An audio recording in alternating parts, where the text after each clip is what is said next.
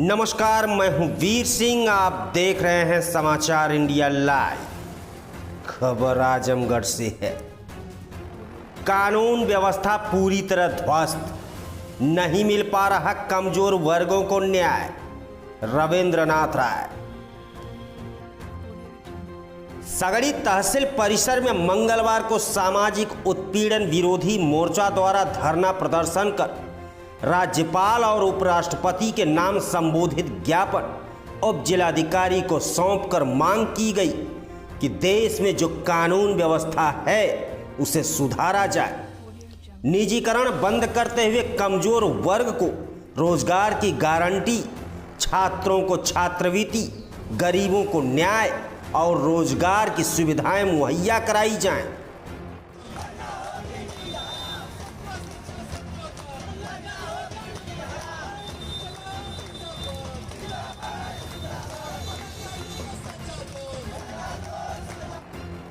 संगठन ने मांग उठाई कि हाथरस में पीड़ित परिवार के साथ जिस तरह से खुलेआम अधिकारियों कर्मचारियों द्वारा कृत्य किए गए, ऐसे अधिकारियों कर्मचारियों के खिलाफ कठोर से कठोर कार्यवाही की जाए, जिससे भविष्य में ऐसी घटनाओं की पुनरावृत्ति न हो।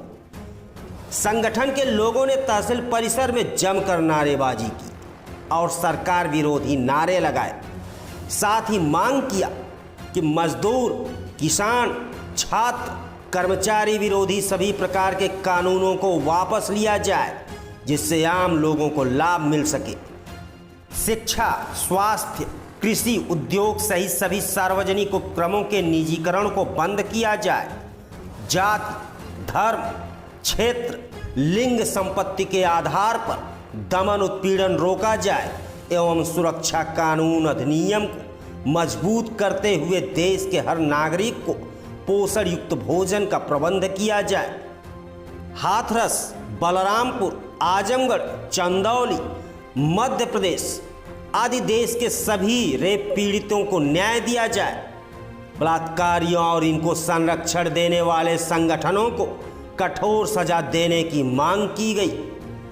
धरने को संबोधित करते हुए रविंद्रनाथ राय ने कहा कि देश में कानून व्यवस्था पूरी तरह से ध्वस्त है। अपराध अपने चरम सीमा पर बढ़ते जा रहे हैं। कमजोर वर्ग के लोग पीड़ित हैं। लिंग भेद के आधार पर लोगों का उत्पीड़न किया जा रहा है, जो कतई बर्दाश्त नहीं किया जाएगा। यह सरकार जो आम लोगों की हित की ना देख पूंजीपतियों की गोद में खेल रही है, ऐसे सरकार को उखाड़ फेंकने का आह्वान किया। उन्होंने यह भी कहा कि लोकतांत्रिक तरीके से विचार अभिव्यक्त करने वालों को गिरफ्तार कर उन्हें फर्जी मुकदमे में फंसाया जा रहा है और देशद्रोह का केस चलाया जा रहा है, जो देश हित में कतई बर्दाश्त नहीं किया जा सकता। कार्यक्रम की अध्यक्षता दुखहरण राम और संचालन अवधेश कुमार ने किया। हमारा नाम दुखहरण है। हम सामाजिक उत्पीड़न विरोधी मोर्चे के संयोजक हैं। साथ में ये सह संयोजक डॉक्टर रविंद्र राय जी हैं, जो मालताड़ी के भूतपूर्व प्रिंसिपल भी हैं और सामयिक कारवां के संपादक हैं। ये हम लोग जो है देश में जो हो रहा है, जो कानून व्यवस्था ध्वस्त हो गई है, रेपिस्टों को जो है कि सरकारी संरक्षण मिल रहा है, अपराधियों का संरक्षण मिल रहा है, और ये जो अपराधी थाने में बैठ करके जो है पीड़िता को उल्टे डांटते हैं और ये जो है पुलिस उसकी संरक्षण करती है।